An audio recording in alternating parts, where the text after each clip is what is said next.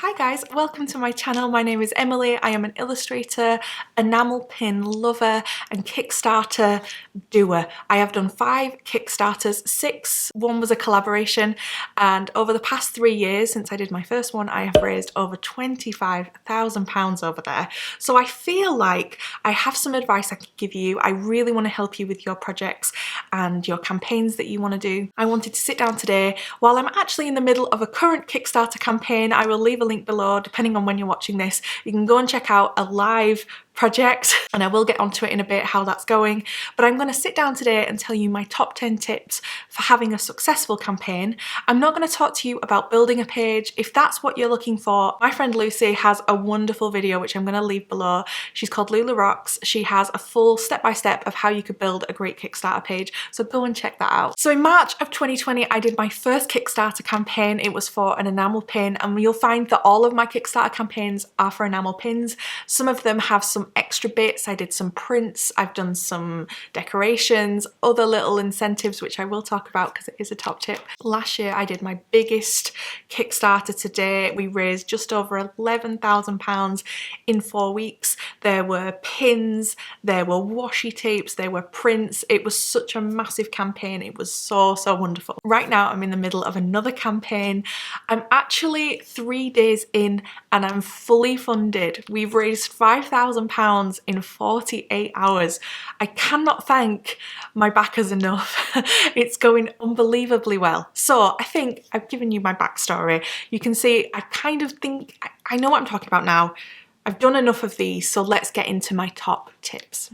The first thing I want to say, the first top tip I have, and probably the biggest question I get is my audience big enough? Do I have the right audience to have a successful Kickstarter campaign? Now, what I will say is, as somebody that has grown a following over the past couple of years, I by no means have a massive following.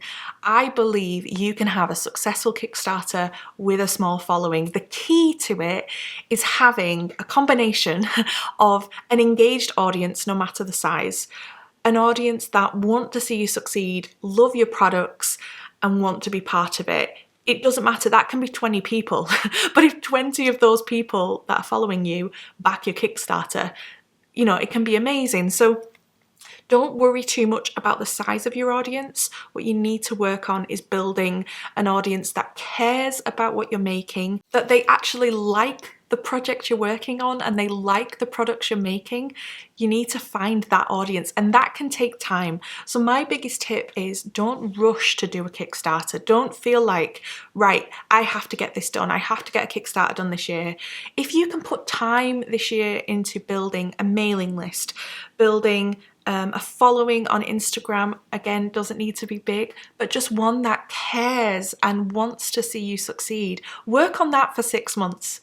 If you don't feel like watching this video right now, if you can't sit back and think, I feel like I have an audience, no matter the size, that actually cares for the products I'm making. When I post about something, I have those people that come and comment, and if you don't have that right now, I'm not saying your Kickstarter won't succeed. What I think will happen is you will struggle to build momentum. So I would honestly work on it for 6 months, a year, and launch a Kickstarter when you feel confident that people are going to back it. If right now you don't know if even one person would back your Kickstarter, it's not the right time to launch it. So I say this about Kickstarter, I say this about Patreon. You need to work on those building that audience, and it can take time. It's not easy.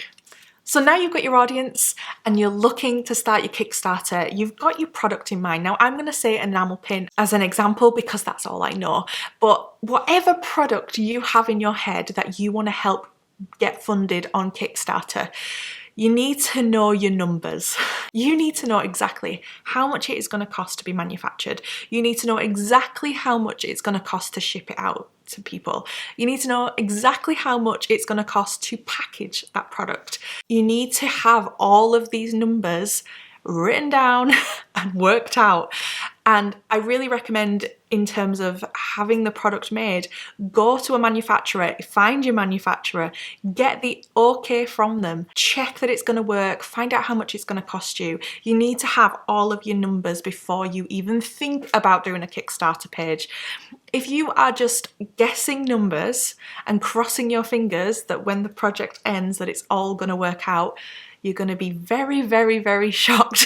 So I recommend taking some time to figure out all your numbers, and then when you come to put together your Kickstarter page, it will be so much easier because you're not doing the guesswork. Other things you need to think about are Kickstarter fees. So Kickstarter is going to take about 10% from you, so you need to be adding that on to however much you need to make. Remember with Kickstarter that you need to input an initial goal, and if you don't reach that goal, the project is not successful.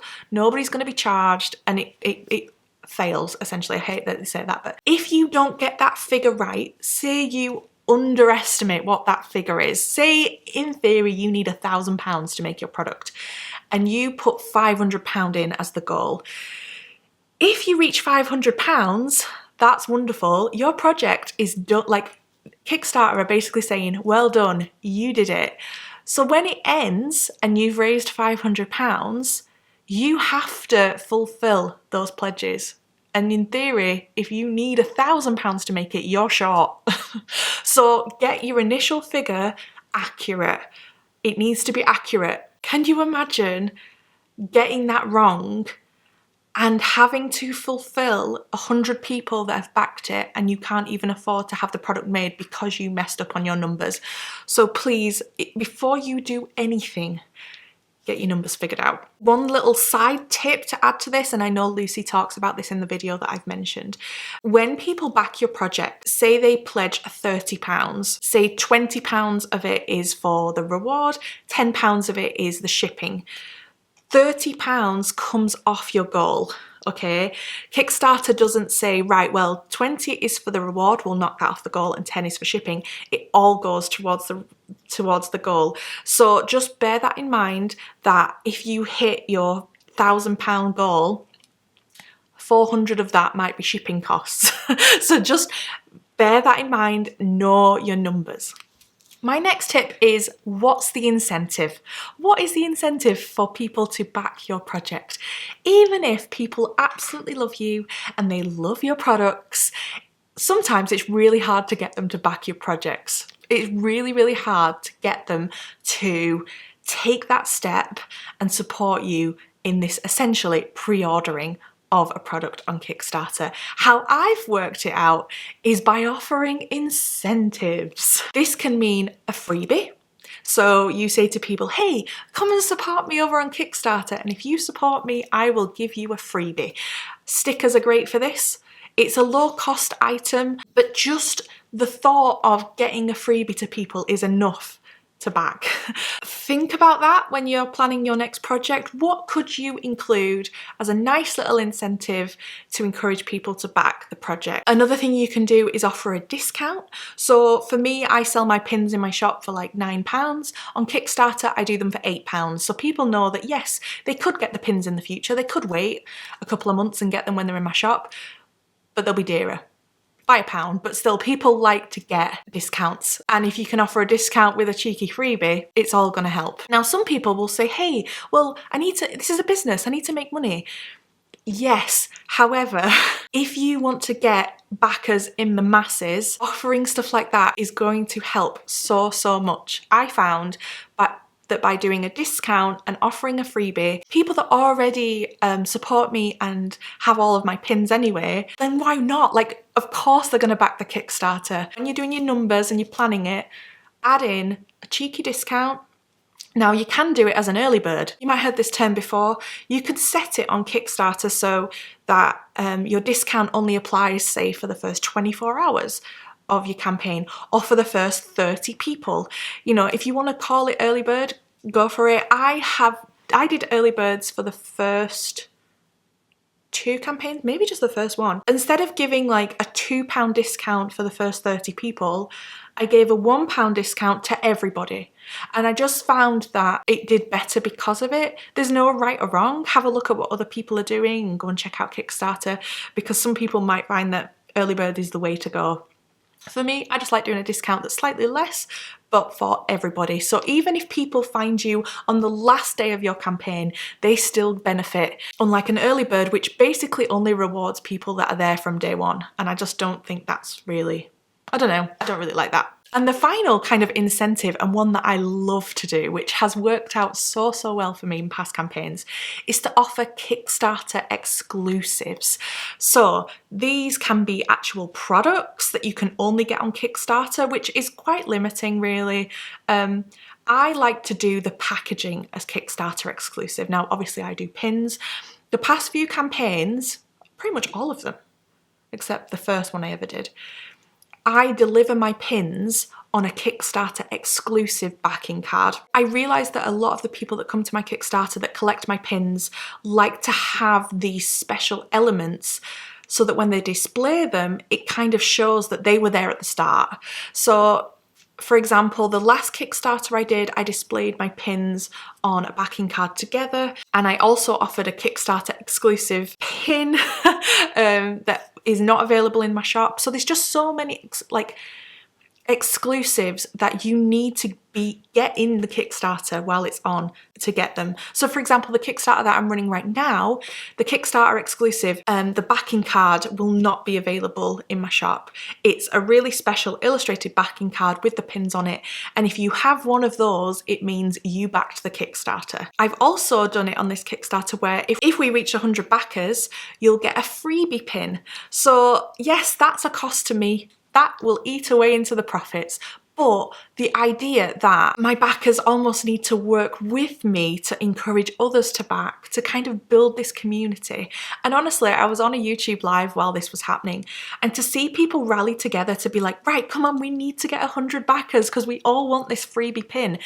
People were sharing for me because everyone wants this freebie, so why not tell their friends? So just kind of think of how you can get the community involved, how you can offer incentives to encourage people to back the project. My next tip is timings and time frames. So you might wake up one day and think, right, I'm going to launch a Kickstarter today.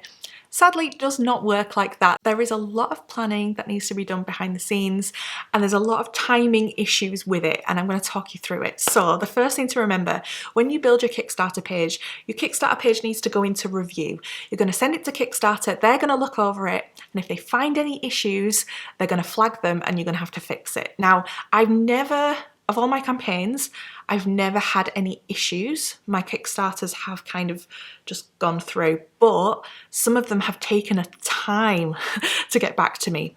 It tells you on Kickstarter that it's like 48 hours, I think, from sending it off to getting it back. But bear that in mind, if you know you want to launch on March 1st and it's like the day before and you still haven't submitted to Kickstarter, you aren't launching on March 1st. So make sure that week before you have submitted it, because previous campaigns for me have taken days and almost a week, I think, for one to come back when it was a busy time.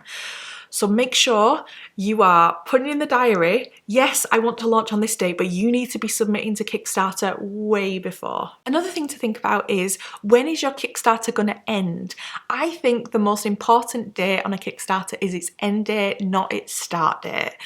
End dates, if you want a Kickstarter to go well, I recommend you have it end at the end of a month, not in the middle of the month. A lot of people get paid around the end of the month. I know some people, I mean, I get paid throughout the month, so it's different for me, but a lot of people have paydays at the end of the month.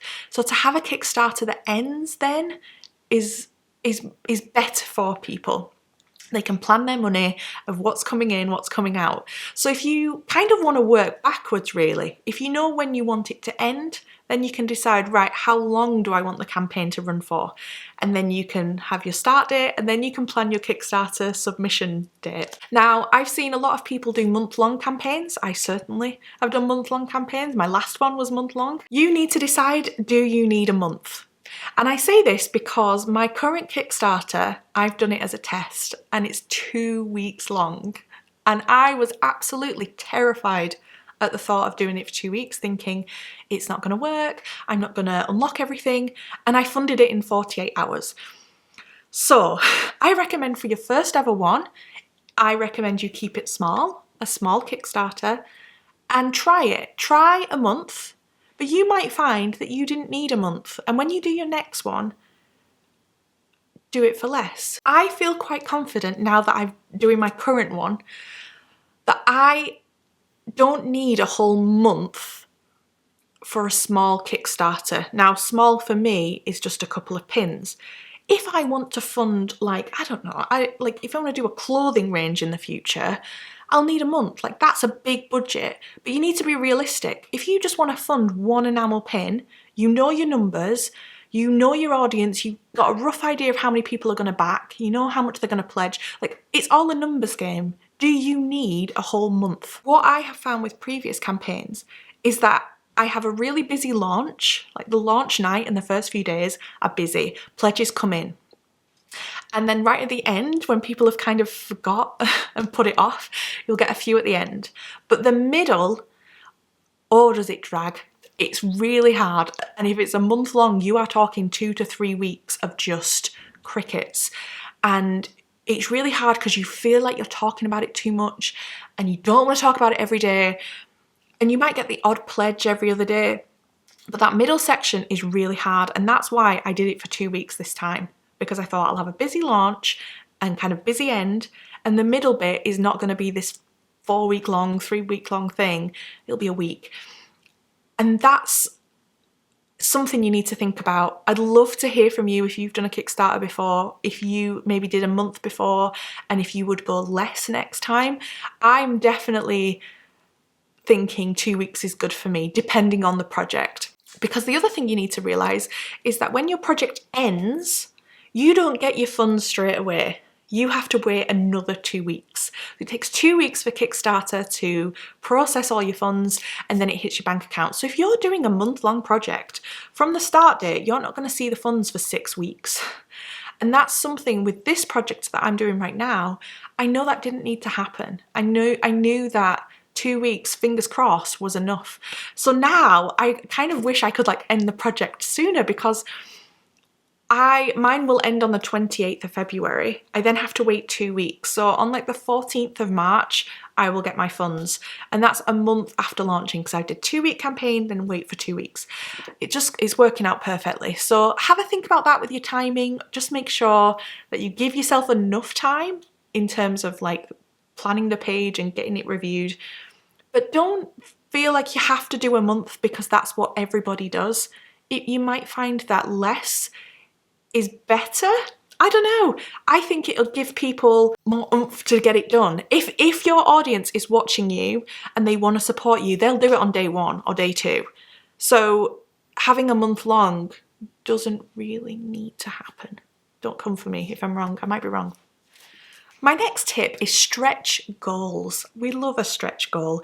And the thought of stretch goals when I did my first Kickstarter terrified me because I didn't understand it. I didn't know what I was doing. So I'm here to tell you that stretch goals are wonderful and they're not scary. So let me explain it. Like I said at the beginning, you need to input a goal into Kickstarter. And if you don't hit that goal, the project didn't work out. If you want to make 5 enamel pins and say you've been told by your manufacturer it's going to cost you a couple of grand, 2 or 3 grand to do, you could put £2,000 as the goal to make these 5 pins. But it gets to the end of the campaign and you've raised 1,600. You've done really well, you've raised 1,600, but you've not raised 2 grand. And because you've not raised 2 grand, Kickstarter says, that was not successful. Another way you can do it is by using stretch goals. Now, instead of doing the 5 pins like that, you do a goal for 1 pin. So you do a goal for 1 pin and your goal is £400. So you hit that after a few days and you have funded the first pin. Kickstarter says, yep,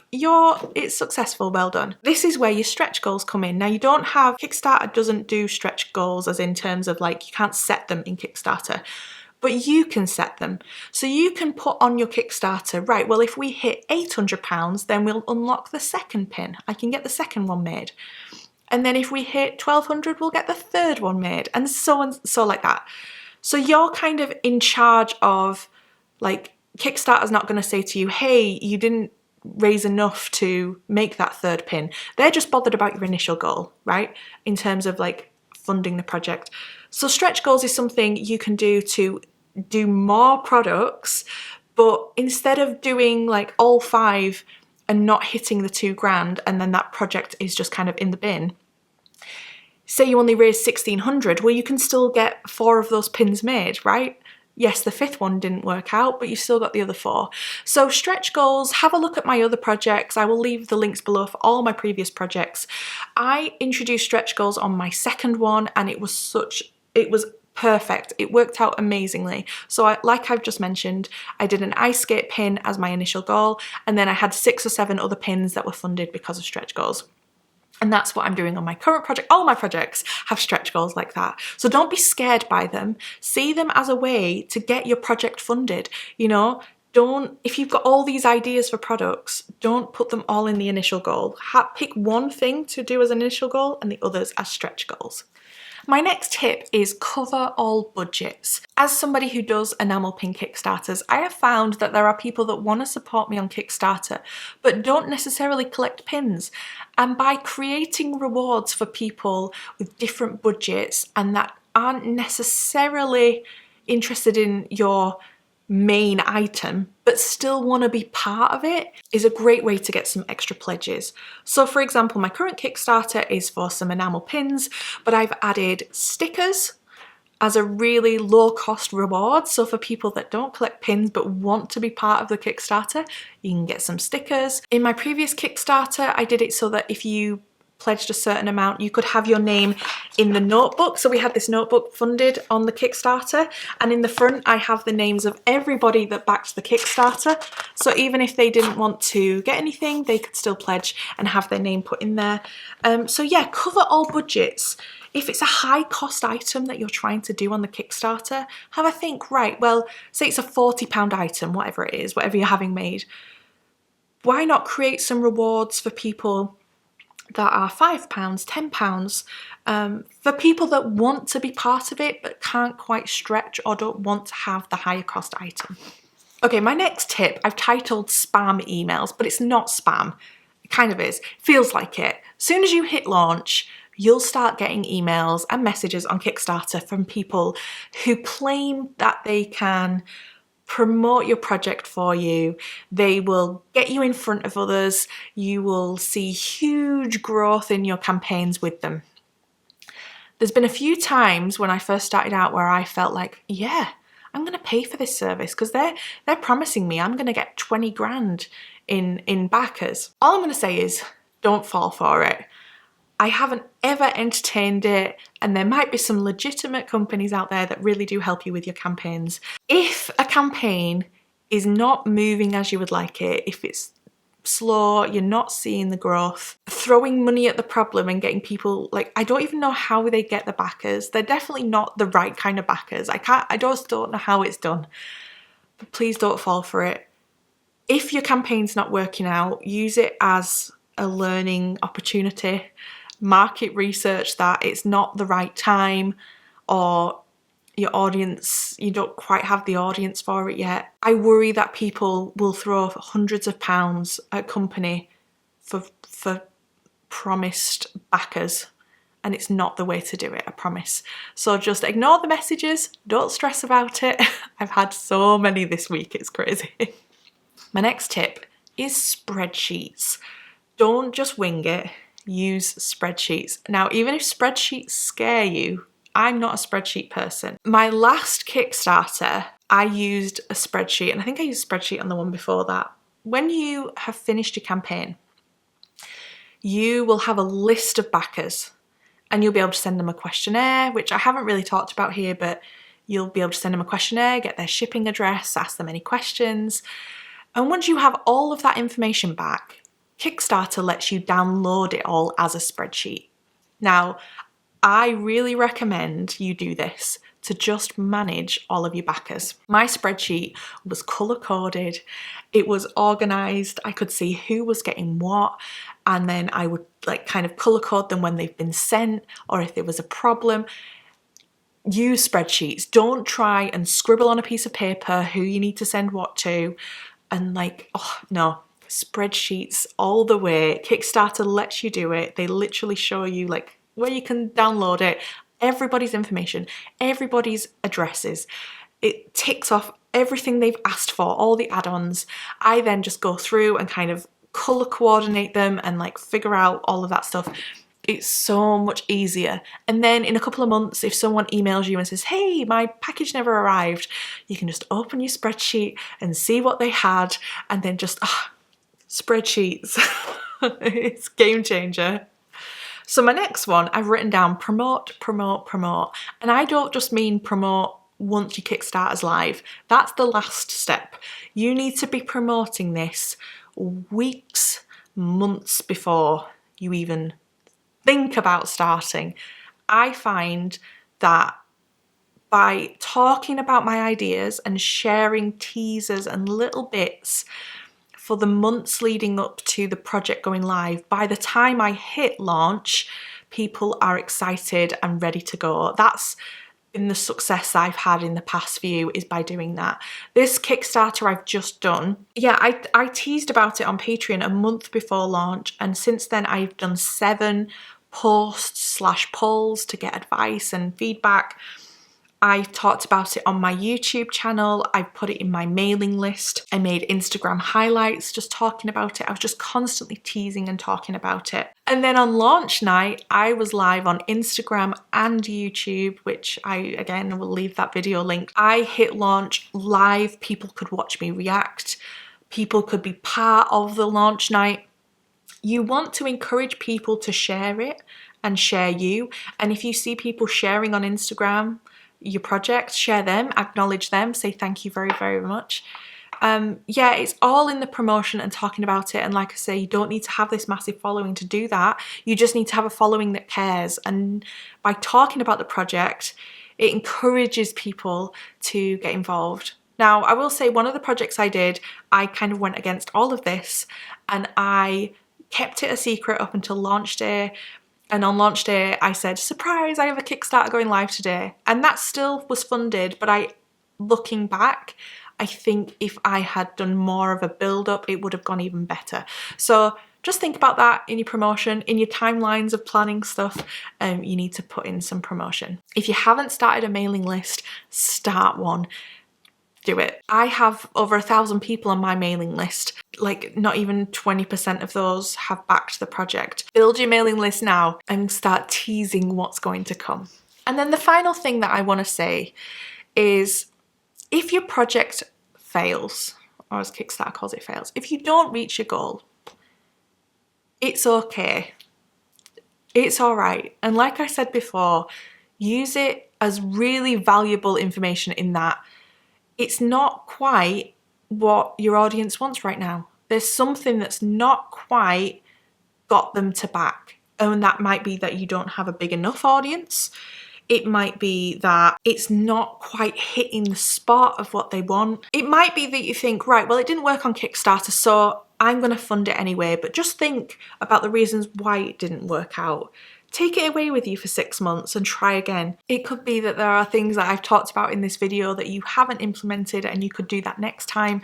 Try again, don't give up, please don't give up. I really hope you've enjoyed this video. Please let me know if you have any tips, if you have any questions or anything that I haven't covered, feel free to leave them below. I will love to chat to you in the comments. If you want to check out my Kickstarter that's currently running or any previous Kickstarters I've done, I will leave them linked below. And thank you so much for watching this video. Bye guys.